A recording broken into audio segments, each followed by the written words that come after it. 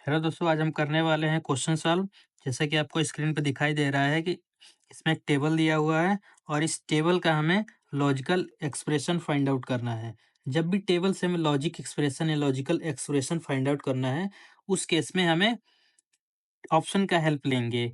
इस केस में हमें ऑप्शन की जब हेल्प लेते हैं तो हमारा क्वेश्चन बहुत ही ईज़ी बन जाता है। ठीक है? अब हमारा देखते हैं कि सबसे पहले और हमें ऑप्शन सबसे पहले वही उठाना है, लेना है जो सबसे ईज़ी हो। सबसे पहले हम यहाँ पे ऑप्शन लेते हैं तीसरा ऑप्शन में देखते हैं कि हमारा जो y है, y का एक्सप्रेशन हो जाएगा y equal to b. y equal to b. इस केस में हमें अब टेबल पे जाते हैं। जब टेबल में देखते हैं कि y वाला कॉलम और b वाला कॉलम सेम है कि नहीं।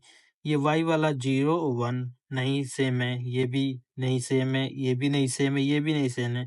हमें इस वाले कॉलम पे फोकस करना है y इक्वल टू बी के केस में। ये दोनों डिफरेंट है। अब दूसरा ऑप्शन है b बार, ये भी हमारा फेल हो गया और y equal to b bar देखते हैं। y equal to b bar. ठीक है? अब इसमें इन दोनों कॉलम पे फोकस रखते हैं, देखते हैं कि b का अपोजिट जो है y है, y है।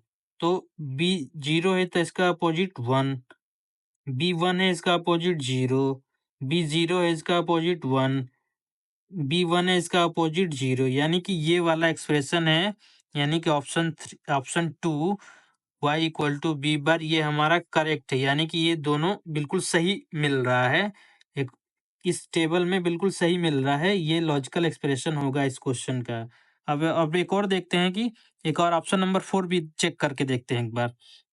जैसे ऑप्शन नंबर 4 है a डॉट बी प्लस ए बार। ठीक है, तो उस केस में देखते हैं ए बार का ये ए और बी का मल्टीप्लाई करते हैं।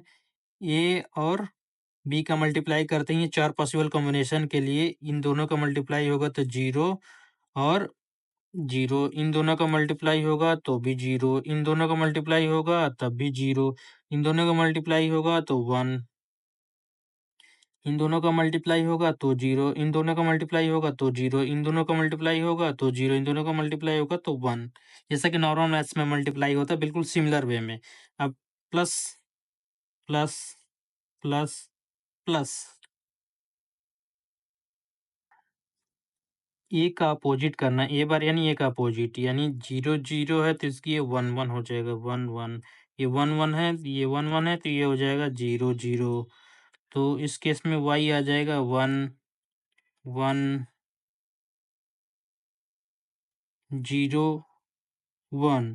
अब ये हम देख रहे हैं कि ये y इक्वल टू 1 1 0 1 आ रहा है और यहाँ पे क्वेश्चन में दिया है y इक्वल टू 1 0 1 0, यानी कि ये वाला भी लॉजिकल एक्सप्रेशन फेल हो गया।